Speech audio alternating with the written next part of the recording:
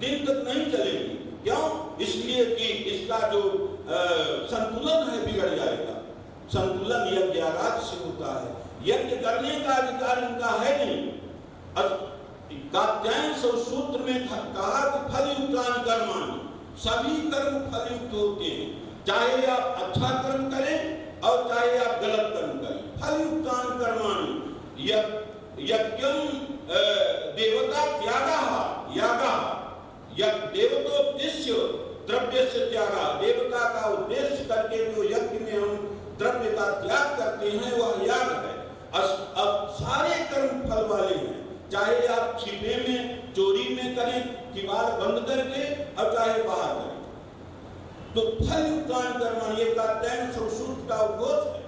तो कहा कि तैस्तैर्तुष्ट हृदया पुरुषं विधाय, असंतुष्ट हृदय ब्राह्मण पुरुषं विधाय, पुरुष को बनाया कि देखा कि इसमें सामर्थ्य यज्ञ आगामी का, और सदसत विवेकिनी बुद्धि इसमें है, सदसत का ज्ञान कराने वाली बुद्धि है, यज्ञ आगामी का सामर्थ्य है।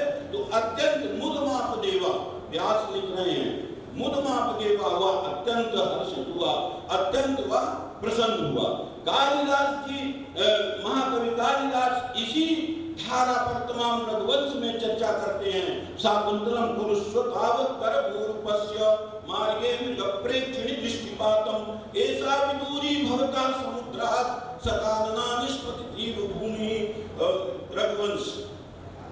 महाकवि कालिदास जब अकारण करुणा मृणालय जगन नियंता सर्वजगन निवास इच्छात् कुलभूषण दशरथ नंदन श्री राम भगवती सर्वेश्वरी सीता को लेकर के आ रहे हैं पुष्पक विमान से, तो दर्शन कराते हैं, तमाम सब दिखाते हैं, समाज को दिखाते हैं और प्रकृति का दर्शन कराते हैं। और रथ इतना तेज है, समुद्र से निकलता है। यहाँ अधिकारी विद्वान गुरुतुल्य बैठे हैं, तो वहाँ लिखते हैं पुरुष बतावत गर्भोरुपस्य, हे गर्भोर, हे सुंदरी सीते, पश्य गर्भोरुपस्य मार्गे मृगप्रेक्षिणी दृष्टिपातम, मार्गे मृगप्रेक्षिणी, ये मृग नयनी सीता है, देखो पीछे, पुरुषोतावत गर्भोरुपस्य मार्गे मृगप्रेक्षिणी दृष्टिपातम एषा विदूरी भवता समुद्रात् सकानना निष्पतितीव भूमि। यह इतना तेज रथ चल रहा है कि ऐसा प्रतीत होता है कि कानन से सहित, कानन के सहित या वसुंधरा पृथ्वी उससे निकल रही है समुद्र से, ऐसा प्रतीत होता है। आप वहां देखिए कि पिता श्रुति निवार्त स्मृतिरन्म गच्छत, श्रुति यहाँ जो है स्मृतियां भी श्रुति का ही कहना चाहिए कि अनुसरण करती हैं। इसी प्रकार आप जहां भी देखेंगे, कुमार संभव में देख लीजिए, वहां कई बार चर्चा करता है, महापुरुषों के लिए कहता है कि महापुरुषों का जो स्मरण है वो पुण्य को बढ़ाने वाला है, और जो आतताइयों का चिंतन है, तथापि खलु पापानाम अल्मश्रेयसे यतः, पापियों की चर्चा करने से श्रेयस कम होता है, तथा खलु पापानाम अल्मश्रेयसे यतः। इस प्रकार से वहां आरंभ से ही तमाम कितनी विनम्रता से अपने को शुरू करते हैं। वागर्था संपृक्तौ, वागर्थ बस यही दो लाइन का करके बंद कर दूंगा। वागर्था संपृक्तौ वागर्थ प्रतिपत्तये, क्योंकि अन्याय होगा यदि उनको नहीं स्मरण किया। और वागर्था संपृक्तौ, यहाँ समवाय संबंध है सज्जनों देवियों। वागर्था संपृक्तौ वागर्थ प्रतिपत्तये जगतः पितरौ वंदे पार्वती परमेश्वरौ।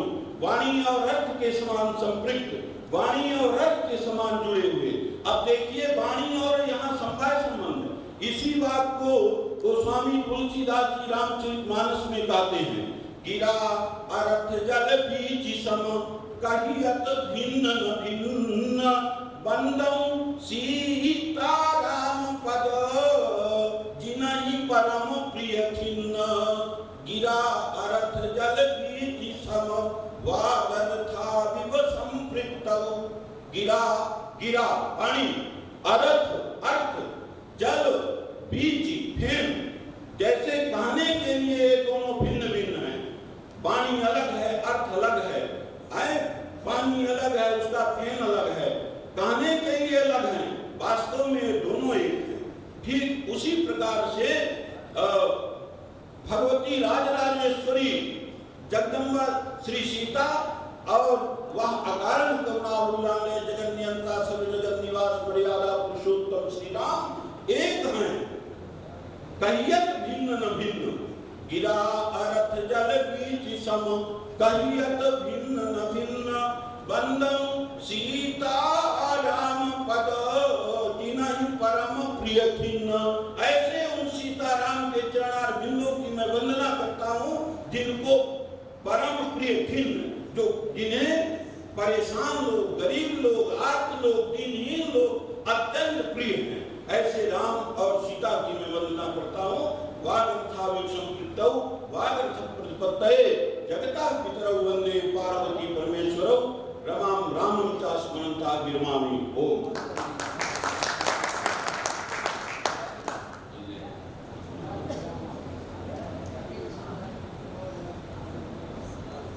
आचार्याणां वैदुष्यपूर्ण शास्त्रीय गवेषणाभिः उपकृता वयं।